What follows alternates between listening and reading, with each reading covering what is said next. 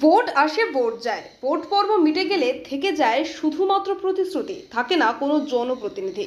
এবার দক্ষিণ চব্বিশ পরগনার পাথর প্রতিমা ব্লকের রামগঙ্গার জেটিঘাট সংলগ্ন এলাকা, যেখানে নৌকা থেকে মাল ওঠানো হয়, সেই জায়গা সংস্কারের দাবি তুলেছে লেবাররা।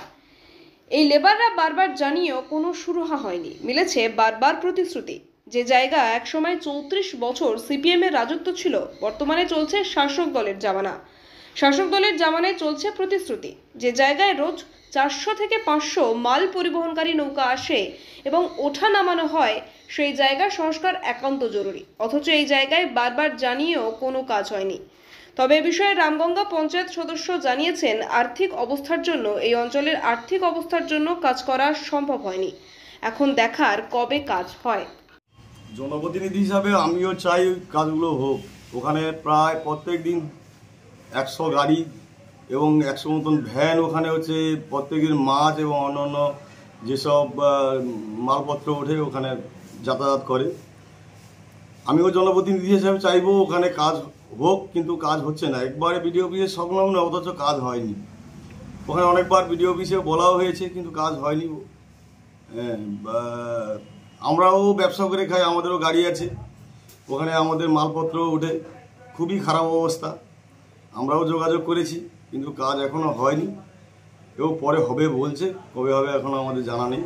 আমরা দেখছি যেটা আমাদের এখানে শ্রমিক মিনিমাম 300 মতো কাজ করে, 300-র বাইরে।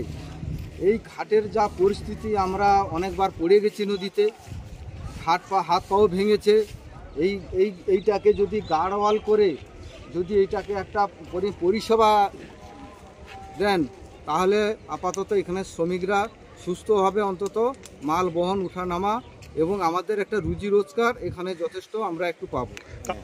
ঘাটে মানে পরিষেবা ঠিক মতন দিতে পারা যাচ্ছে না। এই বড় বড় গাড়ি ঢুকে করে এই মানে কাদা করে দিয়েছে, দেখেছো।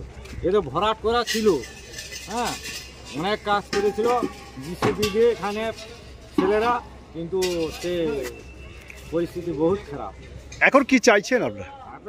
এইটা র্যাম হলে সব থাকতে ভালো, ঘাট হলে ভালো, কারণ মাছের পরিষেবা কাছ থেকে ওই রাস্তাটা একদম মানে খুবই খারাপ রাস্তা, গাড়ি যেতে পারছে না, হ্যাঁ।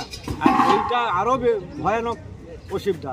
এই মাছের ঘাটে রাত্রে আমাদের বড় মাই নিতে হয়, যাত্রীরা খুব কষ্টে গালাগালি করে, কেন মাছের জল গায়ে পড়লে তারাও তো মানুষ, হ্যাঁ, কিন্তু বাধ্য আমাদের করতে হয়।